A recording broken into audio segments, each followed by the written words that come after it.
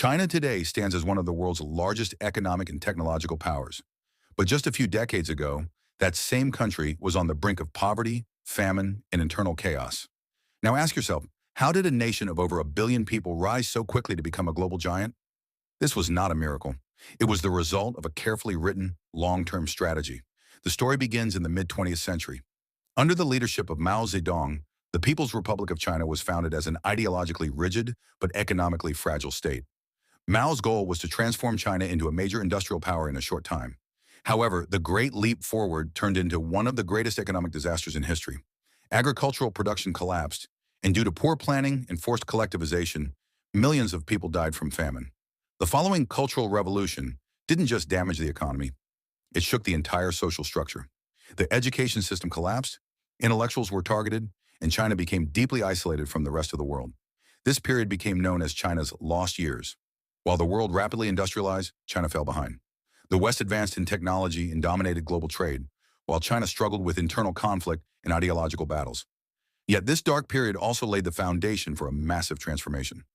In 1976, after Mao's death, the stage shifted. A new figure emerged who would completely change China's future, Deng Xiaoping. Unlike Mao, Deng was not bound by strict ideology. For him, results mattered most. His famous saying captured this mindset. It doesn't matter whether a cat is black or white, as long as it catches mice. With this approach, China began to open its doors to the world. In 1978, Deng launched a series of reforms that would change everything.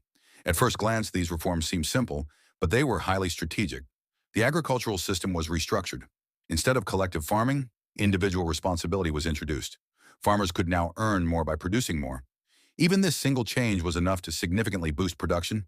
Then came one of the most critical moves in modern economic history, the creation of special economic zones. These areas operated under different rules than the rest of China. Foreign investors were offered tax advantages, bureaucracy was reduced, and production was heavily encouraged. The most famous of these zones was Shenzhen. Once a small fishing village, it transformed within decades into a massive industrial and technological hub. This transformation became a powerful symbol of China's ability to adapt and grow at an extraordinary pace. But here's the key detail. China didn't just offer cheap labor, it learned. As Western companies moved their production to China, Chinese engineers closely observed every process. Even if technology transfer wasn't always official, it was happening in practice. China mastered the strategy of learning by imitation. Throughout the 1980s and 1990s, China grew steadily and quietly. It integrated into the global economy, expanded its exports, and multiplied its production capacity. In 2001, China's entry into the World Trade Organization marked a major turning point. This step fully integrated China into the global trade system. It was no longer just a manufacturing base, it was becoming a central player in the global economy. One of China's most important strategies during this period was long-term thinking. While many Western economies focused on short-term profits, China planned decades ahead. The government identified key sectors and invested heavily in them: energy, infrastructure, manufacturing, and education, all driven by a unified national vision. Speaking of education, this was perhaps one of the most underrated yet crucial factors in China's rise. Millions of students were directed towards science and engineering. Many were sent abroad to study at top universities, but the real strategy wasn't just sending them, it was bringing them back. China didn't want a brain drain, it wanted a brain gain. At the same time, urbanization accelerated at an unprecedented pace. Millions of people moved from rural areas to cities to work in factories. This migration became one of the strongest engines behind China's industrial growth. Cheap labor, strict discipline, and strong state control combined to create a unique economic model. But China's greatest difference was this. It never copied the West entirely. Instead, it built its own system. Often described as state capitalism, this model combined market mechanisms with strong government control. It created a structure that was both flexible and resilient during times of crisis. While all of this was happening, the world underestimated China. It was seen as nothing more than a low-cost manufacturing hub. But behind the scenes, China was playing a much bigger game. Every factory, every port, every investment was part of a larger plan for future global dominance. And perhaps the most important question is this: did China only want to grow, or did it aim to reshape the global balance of power? The answer to that question becomes clearer in the next chapter. Because China is no longer just a country that learns. It is becoming a power that sets the rules of the game. China is no longer just a growing country. It is becoming a power that reshapes the rules of the game. So how did it achieve this? The answer isn't simple, but the strategy is clear. Start by imitating, move forward by improving, and ultimately take the lead. Since the early 2000s, China has been transitioning from the world's factory into the world's technology hub. This transformation was no coincidence. The government identified key sectors: artificial intelligence, telecommunications, robotics, semiconductors, and digital platforms. Billions of dollars were invested into these fields. In a relatively short time, China evolved from a country that manufactures into one that innovates. One of the most striking faces of this new era is Xiaomi. Once seen as just a cheap smartphone maker, it rapidly transformed into a global tech competitor challenging industry giants. But Xiaomi is far from the only example. Huawei became a global leader in 5G technology, while Alibaba Group reshaped the rules of e-commerce. Meanwhile, Tencent built massive digital ecosystems, reaching billions of users. What do these companies have in common? Strong state support, long-term planning, and aggressive growth strategies. China did not see its tech companies as purely economic tools. It turned them into instruments of global influence. The real turning point, however, came with artificial intelligence. China leveraged its greatest advantage: data.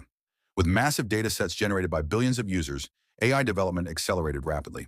During this process, China began building its own systems, reducing dependence on the West. For example, initiatives like DeepSeek signaled China's determination to carve out its own path in AI. And it wasn't just software. The physical world was changing too. China made massive strides in robotics. In factories, human labor has increasingly been replaced by machines. Autonomous production systems, smart city projects, and facial recognition technologies have become part of everyday life. China is no longer an economy driven by cheap labor. It has become a high-tech machine powered by innovation. But China's rise is not limited to technology. It has also made bold strategic moves on the global stage. One of the most significant is the Kushak Viol-Girishima, launched in 2013. This ambitious project aims to build a vast infrastructure network spanning Asia, Europe, Africa, and the Middle East. Ports, railways, highways. Through these projects, China is not only expanding trade routes, but also extending its global influence. However, this strategy has a controversial side. China has provided large loans to developing countries, loans that are not always easy to repay. Some countries, unable to meet their obligations, have had to lease strategic assets to China for long periods. One of the most well-known examples is the Hambantota port.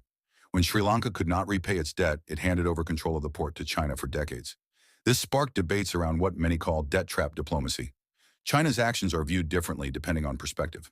Some see them as economic cooperation, while others interpret them as strategic expansion of global power. But regardless of interpretation, one fact remains: China is no longer just a country, it is a global player. At the same time, China has reshaped its global image. Once associated with cheap, low-quality goods, it is now increasingly linked with innovation, speed, and advanced technology. This shift has been driven largely by its global brands. As Chinese companies gained visibility worldwide, the perception of China itself began to change.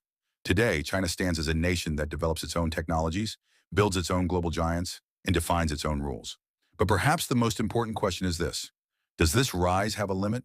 Because in the third chapter, we will explore how this power is shaping the world and what the future might hold. China is no longer just a rising power.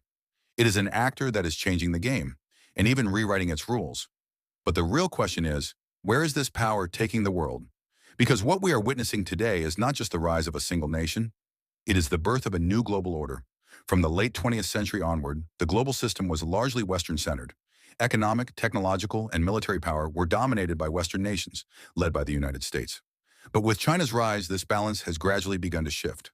The world is no longer unipolar. It is evolving into a multipolar structure. And in this new order, China doesn't just want to be a participant, it wants to be one of the architects.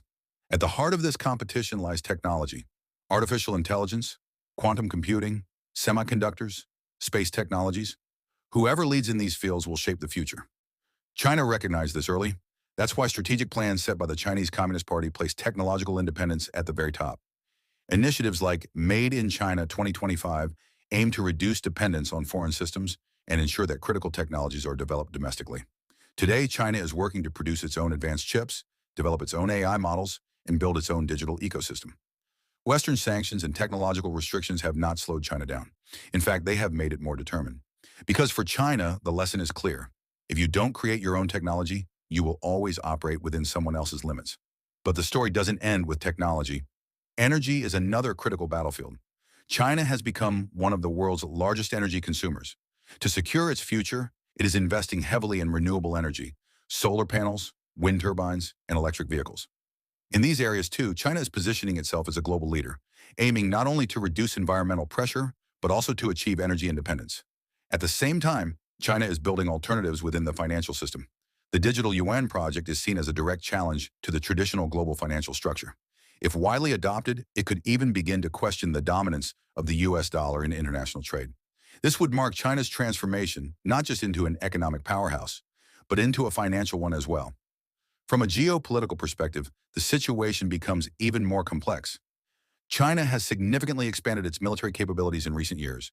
It has strengthened its navy, invested in next-generation weapons, and increased its presence in strategic regions such as the South China Sea, a vital artery for global trade. China's growing influence in this region directly impacts global stability. One of the most sensitive issues remains Taiwan. China considers Taiwan part of its territory, while Western nations take a different stance.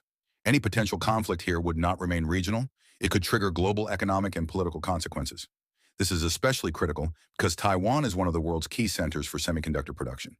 China's strategy is not limited to hard power. It is also actively using soft power tools, expanding its cultural influence, investing in global media, and strengthening diplomatic ties. Across Africa, Central Asia, and Latin America, China is building economic partnerships that gradually translate into political influence. This allows it to establish a subtle yet powerful global presence. However, this rise is not without risks.